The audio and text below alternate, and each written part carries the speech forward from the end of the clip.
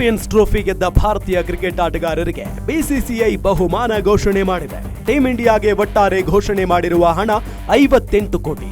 Trophy ಗೆದ್ದ ತಂಡದಲ್ಲಿದ್ದ ಎಲ್ಲ 15 ಆಟಗಾರರಿಗೆ ತಲಾ 3 ಕೋಟಿ ರೂಪಾಯಿ ಸಿಗಲಿದೆ. ಚಾಂಪಿಯನ್ಸ್ ಟ್ರೋಫಿ ಗೆದ್ದ ಆಟಗಾರರಿಗೆ ಟ್ರೋಫಿ ಬಹುಮಾನ 1,33 ಲಕ್ಷ ರೂಪಾಯಿ. ಬಿಸಿಸಿಐ ಬಹುಮಾನ 3 ಕೋಟಿ.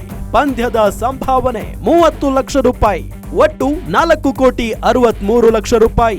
ಹೀಗಾಗಿ ಒಬ್ಬೊಬ್ಬ ಆಟಗಾರರಿಗೂ ತಲಾ 1,33 ಲಕ್ಷ ರೂಪಾಯಿ ಪ್ಲಸ್ 3 ಕೋಟಿ ಪ್ಲಸ್ 30 ಲಕ್ಷ ರೂಪಾಯಿ ಸಿಗಲಿದೆ.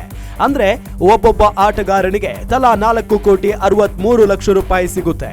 ಹೇಗೆ ಅನ್ನೋದನ್ನ ಡೀಟೇಲ್ ಆಗಿ ನೋಡೋದಾದ್ರೆ, captain Rohit Sharma, vice captain Shubman Gill, coach Gautam Gambhir, Virat Kohli, Shreyas Iyer, Axar Patel, KL Rahul, Hardik Pandya, Ravindra Jadeja, Mohammed Shami, Varun Chakravarthy, Kuldeep Yadav ಅವರಿಗಷ್ಟೇ ಅಲ್ಲ, 2 ಪಂದ್ಯಗಳನ್ನಷ್ಟೇ ಆಡಿದ್ದ ಹರ್ಷಿತ್ ರಾಣಾ, 1 ಪಂದ್ಯ ಆಡದೇ ಇದ್ದ ಹರ್ಷದೀಪ್ ಸಿಂಗ್, ರಿಷಬ್ ಪಂತ್, ವಾಷಿಂಗ್ಟನ್ ಸುಂದರ್ ಅವರಿಗೂ ಕೂಡ ಒಬ್ಬೊಬ್ಬರಿಗೂ 3 ಕೋಟಿ ಸಿಗಲಿದೆ.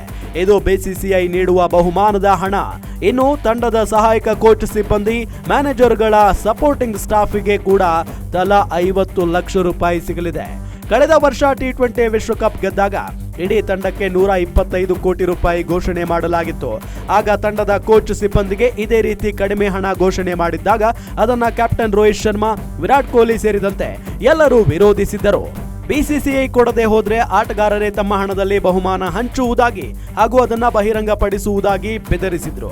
ಕೊನೆಗೆ ಆಟಗಾರರ ಹಠಕ್ಕೆ ಮಣಿದು ಎಲ್ಲರಿಗೂ ಒಂದೇ ರೀತಿಯ ಬಹುಮಾನ ವಿತರಿಸಲಾಗಿತ್ತು. ಆದ್ರೆ ಈ ಬಾರಿ ಏನೂ ಹಾಗಾಗಿಲ್ಲ. ಇದಲ್ಲದೆ ಚಾಂಪಿಯನ್ಸ್ ಟ್ರೋಫಿ ಗೆದ್ದಿದ್ದಕ್ಕೆ ಬರುವ ಎಲ್ಲಾ 20 ಕೋಟಿ ಹಣವನ್ನ ತಂಡದ 15 ಆಟಗಾರರಿಗೆ ಹಂಚಲಾಗುತ್ತೆ. ಅಂದ್ರೆ 15 ಆಟಗಾರರಿಗೆ 20 ಕೋಟಿ ಹಣ ಸಿಗಲಿದೆ. ಇದರ ಜೊತೆಗೆ ತಂಡದ ಆಟಗಾರರಿಗೆ ಪಂದ್ಯವೊಂದಕ್ಕೆ ಕೊಡುವ ಹಣವು ಪ್ರತ್ಯೇಕವಾಗಿ ಸಿಗಲಿದೆ.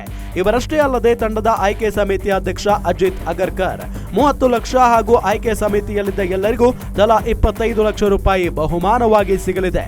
ಇದರ ಜೊತೆಗೆ ಒಂದು ಏಕದಿನ ಪಂದ್ಯಕ್ಕೆ ತಲಾ 6 ಲಕ್ಷ ರೂಪಾಯಿನಂತೆ ಪಂದ್ಯದ ಸಂಭಾವನೆಯಾಗಿ ಸಿಗಲಿದೆ. ಅಲ್ಲಿಗೆ ಬಿಸಿಸಿಐ ಬಹುಮಾನ 3 ಕೋಟಿ ಪ್ಲಸ್ ಚಾಂಪಿಯನ್ಸ್ ಟ್ರೋಫಿ ಬಹುಮಾನದ ಹಣ 1,33 ಲಕ್ಷ ಪ್ಲಸ್ 5 ಪಂದ್ಯಗಳ ಒಟ್ಟಾರೆ ಸಂಭಾವನೆ 33 ಲಕ್ಷವೂ ಸೇರಿ ಚಾಂಪಿಯನ್ಸ್ ಟ್ರೋಫಿ ತಂಡದಲ್ಲಿದ್ದ ಪ್ರತಿ ಆಟಗಾರರು ಒಟ್ಟಾರೆ 4,63 ಲಕ್ಷ ರೂಪಾಯಿ ಹಣ ಪಡೆಯಲಿದ್ದಾರೆ.